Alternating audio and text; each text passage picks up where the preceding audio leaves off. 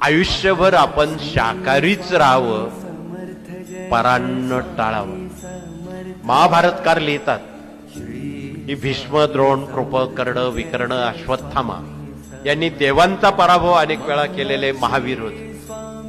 परंतु उठसूट दुष्ट लोकांचं अन्न ग्रहण केल्यामुळं त्यांचं सामर्थ्य, त्यांनी केलेलं तपोबल शून्यात आलं आणि कौरवांचा पराभव झाला. हे त्याचं यमक आहे. म्हणून आजच्या मितीला देशामध्ये कौरवांची संख्या खूप वाढलेली आहे आणि अशा कौरवांचं जर अन्न आपण त्यांचा चहा पिलात, पाणी पिलात, भोजन केलं, तुमचं पुण्य त्यांना जाईल.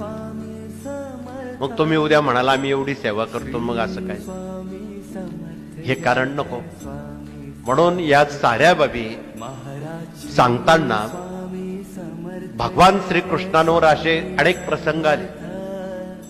त्यामध्ये एक दिवस विजय प्राप्ती झाल्यावर कौरवांनी भगवान श्रीकृष्णांना भोजनाला बोलवलं. बाबा म्हणे तू एक दिवस तरी आमच्याकडे भोजनाला ये.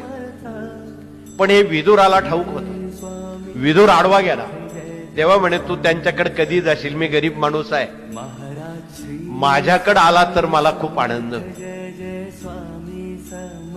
म्हणून त्या दिवशी पंचपक्वान्न टाळून भगवान श्रीकृष्ण विदुराच्या घरी आले. विदुराच्या घरी अन्न दशा होती.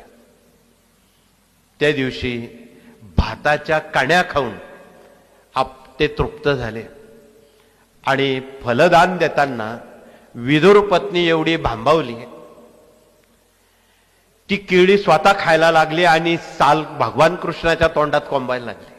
भान राहिलं नाही त्या भक्तीच. भगवान श्रीकृष्णाला खूप आनंद झाला की मी आज कृतकृत्य झालो.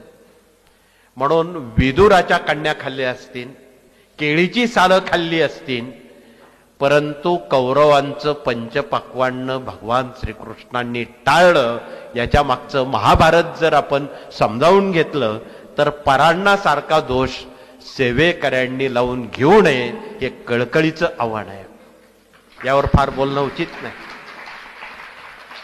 तर अशा पद्धतीनं आपण या साऱ्या बाबी आणि या साऱ्या भूमिका या कार्यातून जनमानसापर्यंत हसत खेळत आपण त्या मांडाव्यात, हे कळकळीचं आव्हान आहे.